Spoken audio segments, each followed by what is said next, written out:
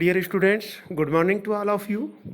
A warm welcome of all newly students in BCom Part 1. Today, before discussing the topic, I introduce with you that I am Bhajan Lal, Assistant Professor Business Administration of this college.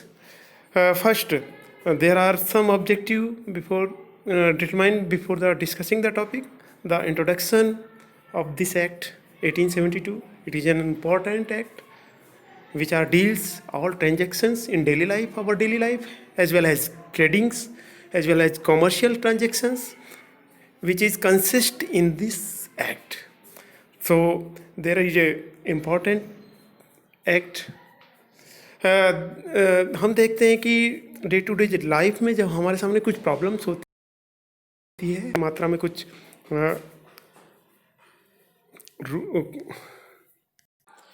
तो उन problems के solution के लिए कुछ government laws लाती है। तो government के जो दो हाउस हैं, स्टेट या सेंट्रल गवर्नमेंट, उनके दो हाउसेज हैं, लोकसभा राज्यसभा, उनके द्वारा कोई भी गजट नोटिफिकेशन लाकर उस रूल्स को एक्ट में कन्वर्ट कर दिया जाता है। तो यदि हम बात करें द इंडियन कॉन्ट्रैक्ट एक्ट 1872 की, तो यह जो कॉन्ट्रैक्ट था उस समय एक इम्पोर्टेंस, एक नीड थी, जो ट्रांजैक्शंस की एक ह्यूजनेस थी, उस स्थिति को ध्यान में रखते हुए एक सेपरेट कॉन्ट्रैक्ट एक्ट ब्रिटिश शासन के द्वारा बनाया गया और जो लागू हुआ 1 सितंबर ऑफ 1872। यानी हम बात करते हैं इसमें न केवल कॉमर्शियल ट्रांजैक्शंस या ट्रेडिंग्स को ही शामिल नहीं करते, बल्कि डे टू डे जो लाइफ में जो हम ट्रांजैक्शंस कर रहे हैं, जो हम एग्रीमेंट्स कर रहे हैं, उन एग्रीमेंट्स को भी ये शामिल करता है। यानी इस जो एक्ट था उसको लाने के पीछे जो ऑब्जेक्टिव रहे वो था कि किसी भी कॉन्ट्रैक्ट के पार्ट में कोई ठहराव या पक्षकारों के बीच में जो अनुबंध किए जाते हैं, उन अनुबंधों के फलस्वरूप रिजल्टेड जो उनके ऑब्लिगेशंस होते हैं, या तो एक पक्षकार का राइट्स होता है या दूसरे पक्षकार की उसमें ड्यूटी बनती है, तो ऑब्लिगेशंस और राइट्स को फुलफिल करने के लिए इस एक्ट्स को लाया गया। या हम बात करें यदि किसी एक पक्षकार के द्वारा दूसरे पक्षकार द्वारा अपना लाभ पहुंचाकर दूसरे को हानि पहुंचाई जाती है, तो एग्रीव्ड पर्सन या एग्रीव्ड पार्टीज के रूप में अपनी जो केस फाइल है उसे कोर्ट में शूट कर सकता है, फाइल कर सकता है। तो first we are discussing about the division of Indian contract act. Number 1, section 1 to 75, these are general principle of contract. Secondly, second one, section 76 to 123, these are includes the contract which are about doing for purchase of any goods or sales of any goods. Third one, section 124 to 147 deals with the contract of indemnity. Fourth one, 148 to 181 sections are pertaining to the contract of bailment and pledge. Section 182 to 238 are deals with the contract of agency, and last the section 239 to 266 of the Partnership Act. Thereafter, some huge transaction in the field of sale of goods and in partnerships. Therefore, the separate of section 76 to 123 repealed in the Contract Act, and separate act of Sale of Good Act formed under Sale of Good Act 1930।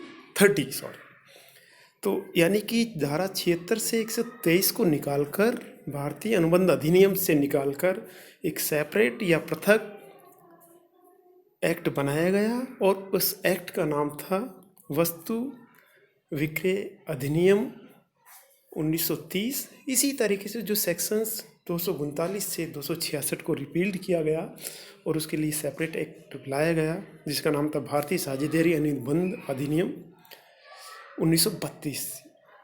तो first there are we are discussing about the important including in this introduction. Number 1,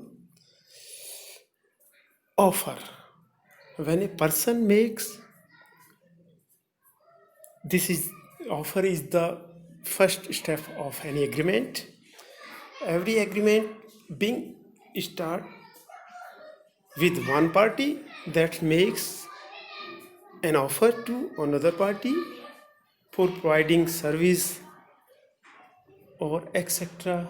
or purchasing of any commodities, purchasing of car. So we can say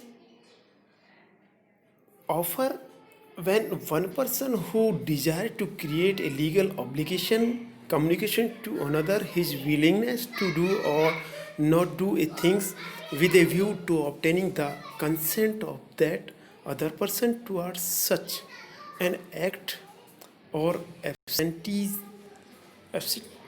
The person is said to be making a proposal और offer, यानी एक व्यक्ति की समक्ष दूसरे व्यक्ति के द्वारा उसकी इच्छा को जानने या किसी कार्य को करने के संबंध में कोई बात कही जाती है और उस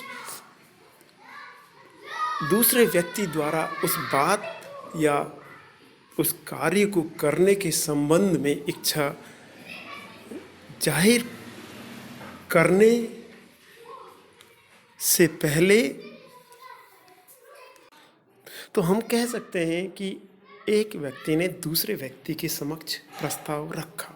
इसके बाद second one that is acceptance या कह सकते हैं स्वीकृति. That is the second part of any agreement और कॉन्ट्रैक्ट. जब किसी एक व्यक्ति के समक्ष या प्रस्तावक के द्वारा या ऑफरर के द्वारा दूसरे व्यक्ति जिसे हम ऑफरी कहते हैं या स्वीकृतकर्ता कहते हैं, तो स्वीकृता द्वारा उस ऑफर पर अपनी सहमति या कंसेंट कम्युनिकेट कर दी जाती है तो वो कहलाया जाता है कि प्रस्ताव स्वीकृत हो गया है. तो सबसे पहले हम डिस्कस कर रहे हैं कि स्वीकृति किस तरीके से उसका कम्युनिकेशन होता है, स्वीकृति पर स्वीकृता किस तरीके से अपनी एक्सेप्टेंस देता है या ऑफ़र किन परिस्थितियों में उसका कम्युनिकेशन माना जाता है. तो उसके लिए सेपरेट जो नियम है कम्युनिकेशन ऑफ ऑफ़र और एक्सेप्टेंस ऑफ ऑफर्स, इसी तरीके से उनके जो सेपरेट प्रोसीजर्स हैं, रूल्स हैं, वो सेपरेट दिए गए हैं. किन परिस्थितियों में ऑफ़र को कम्युनिकेट माना जाता है और किन परिस्थितियों में एक्सेप्टेंस को कम्युनिकेट या संवहन मान लिया जाता है. तो यदि बात करते हैं हम एग्रीमेंट की, तो एग्रीमेंट में सबसे जो इम्पोर्टेंट स्टेप्स है वो किसी प्रस्तावक के द्वारा प्रस्ताव का दिया जाना और उसके बाद जो सेकंड पार्टी है जिसके समक्ष प्रस्ताव रखा गया है उस प्रस्ताव की जब उसके द्वारा एक्सेप्टेंस दे दी जाती है, स्वीकृति दे दी जाती है, तो उनके बीच में एक एग्रीमेंट या एक ठहराव की स्थिति उत्पन्न हो जाती है. तो third one is the important part of contract, that is agreement or ठहराव. An agreement means given under the section 2E a promise or a set of promise forming consideration for each other. प्रत्येक वचन अथवा वचनों का समूह जिसमें वचन एक दूसरे के प्रतिफल होते हैं ठहराव कहलाता है. यदि हम इक्वेशन के रूप में देखें तो सबसे पहले जो इक्वेशन में आती है वो बनती है कि सबसे पहले ऑफर आता है 2A, offer plus acceptance under section 2 and both when proper offer given to another person give its acceptance to first person, there is become a agreement between them. तो उनके बीच में एक ठहराव या एग्रीमेंट का निर्माण होता है.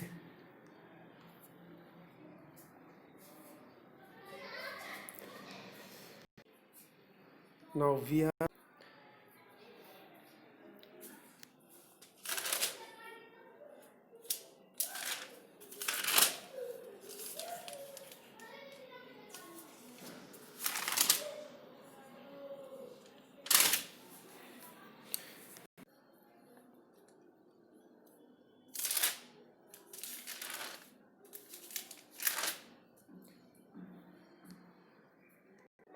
there are so many sources of enforceability which is being stated in the section 10 of Indian Contract Act, that is the called the essential elements of a valid contract.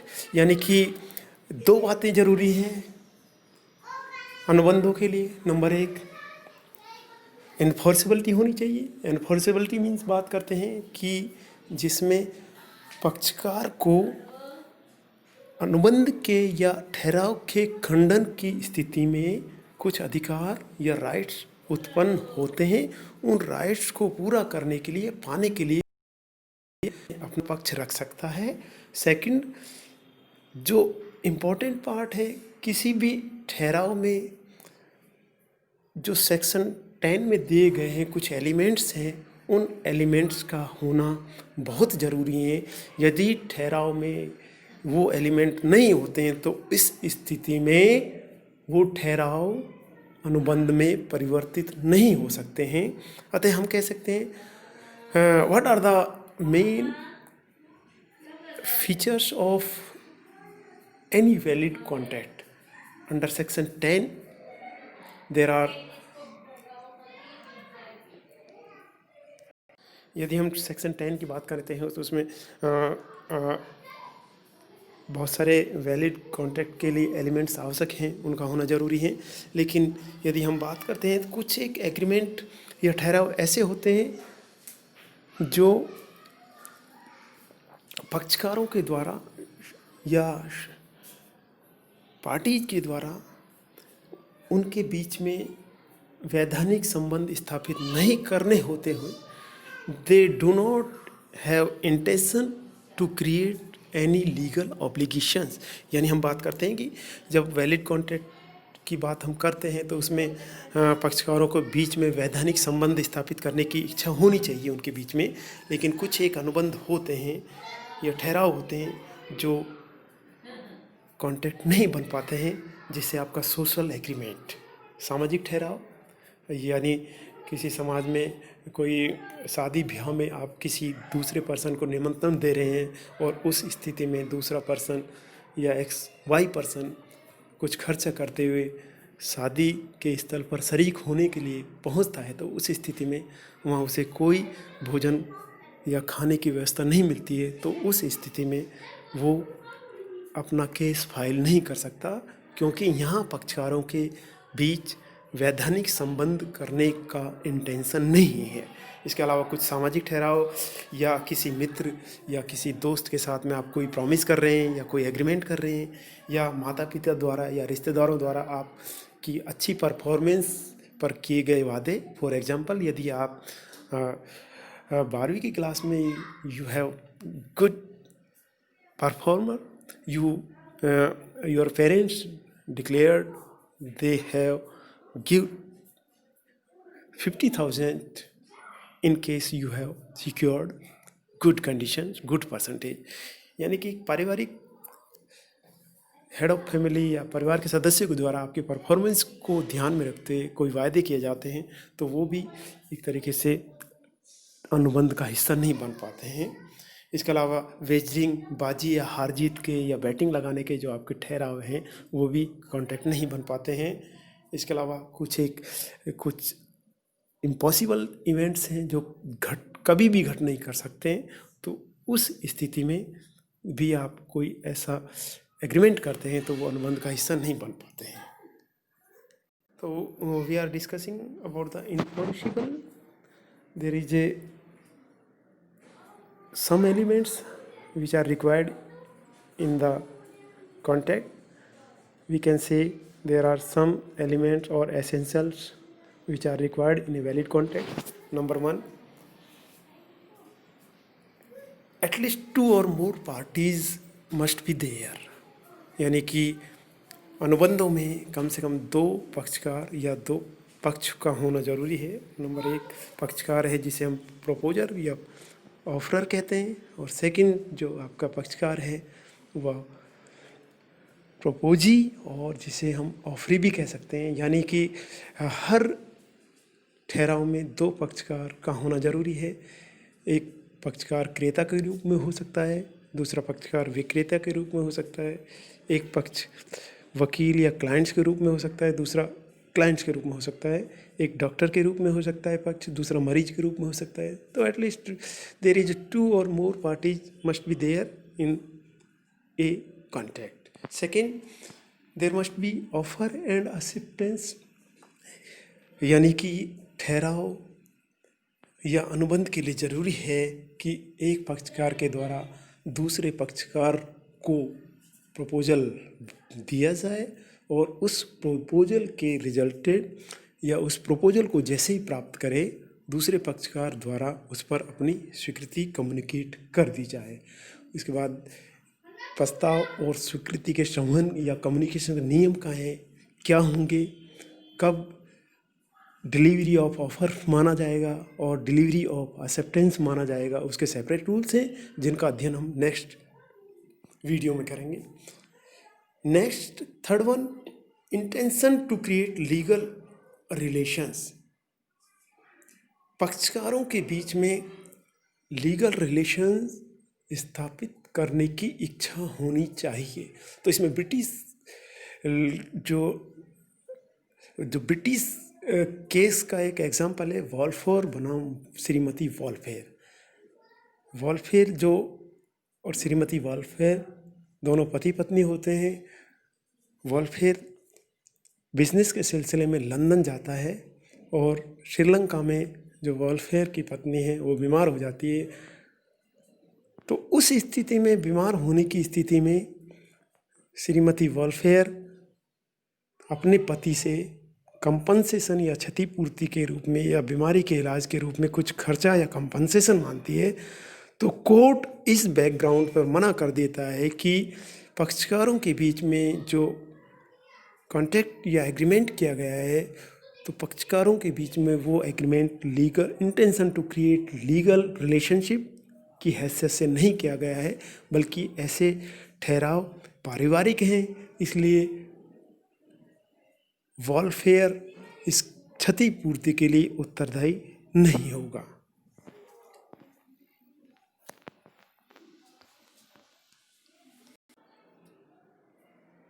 Fourth one, the competence of parties. पक्षकारों की योग्यताएं या पक्षकारों में क्या क्या capabilities होनी चाहिए, competency क्या होनी चाहिए, क्षमताएं क्या होनी चाहिए। तो सेक्शन 11 में कुछ एक ऐसे पक्षकार दिए गए हैं जो अनुबंध करने के लिए जिन्हें डिस्क्वालीफाइड ठहराया गया है या जिन्हें अयोग्य ठहराया गया है। नंबर एक, यदि पक्षकार माइनर है, तो सेक्शन 11 के अनुसार यदि पक्षकार माइनर है, यानी who not attain the age 80 और any prescribed age by any law, so he cannot enter to a contract.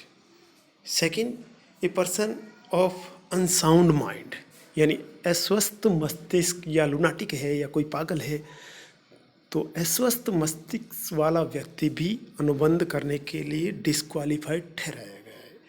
A person expressly declared disqualified to enter into a contract under any law। यदि किसी व्यक्ति को दिवालिया घोषित कर दिया गया है या किसी व्यक्ति को डिस्क्वालीफाइड कर दिया गया है, वो व्यक्ति किसी कानून के तहत जिसे डिस्क्वालीफाइड किया गया है वो अनुबंध करने के लिए अयोग्य हो जाता है। इसके अलावा एलियन एनिमी यानी विदेशी शत्रु है, जिससे हमारे संबंधों में अनबन है, उस शत्रु देश का नागरिक है, वो भी डिस्क्वालीफाइड टू मेक कॉन्टैक्ट। तो who are capable, who are competence to make a contact means there must be a major party, यानी पक्षकार का वयस्क होना ज़रूरी है, पक्षकार का स्वस्थ मस्तिष्क का होना ज़रूरी है, पक्षकार को किसी लॉज द्वारा डिस्क्वालीफाइड नहीं कर दिया गया हो या विदेशी शत्रु नहीं हो, वो पक्षकार कॉन्ट्रेक्चुअल कैपेसिटीज़ रखते हैं या अनुबंध कर सकते हैं। तो हम यदि पूछा जाए कि कौन कौन से पक्षकार अनुबंध कर सकते हैं, तो हम कह सकते हैं कि एक स्वस्थ मस्तिष्क का व्यक्ति या एक वयस्क पर्सन है या जिसे किसी कानून के द्वारा अनुबंध करने के अयोग्य घोषित नहीं कर दिया गया है या कोई विदेशी शत्रु नहीं है, तो वो सब पक्षकार अनुबंध करने के लिए योग्य हैं। फिफ्थ वन, कंसेंट, यानी पक्षकारों में सहमति होनी चाहिए। सहमति मीन्स पक्षकार दोनों एक भाव से या एक विषय पर दोनों एकमत होना जरूरी है। यानी कोई भी अनुबंध उस स्थिति में ही परफॉर्मेंस कर पाता है जब पक्षकार किसी विषय पर एकमत रखते हों। यदि पक्षकार उस विषय पर एकमत नहीं है तो अनुबंध की परफॉर्मेंस या उनके बीच में एग्जीक्यूशन ऑफ कॉन्ट्रैक्ट इम्पॉसिबल होगा। फॉर एग्जाम्पल,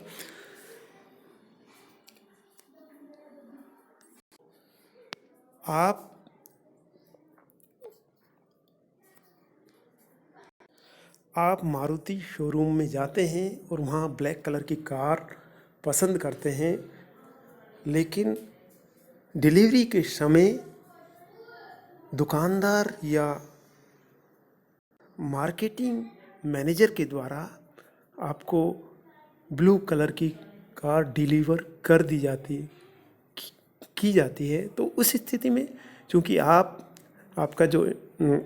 आपने जो चूज किया था या आप जिस पर मत रखते थे वो आपकी ब्लैक कलर की कार थी, लेकिन आपको दी जा रही थी वो ब्लू कलर की कार है। यानी कि आप जो सेंस ऑफ जो आपका मत, एक विषय पर जो मत था वो एब्सेंट था, तो उस स्थिति में कॉन्ट्रैक्ट एग्जीक्यूशन नहीं हो सकता है या कॉन्ट्रैक्ट एंटरिंग नहीं हो सकती। तो स्टूडेंट्स, आज की वीडियो में इतना ही। आगे हम इसके जो शेष एलिमेंट्स हैं वो डिस्कस करेंगे। तो सभी को बहुत बहुत धन्यवाद। Thanks to all.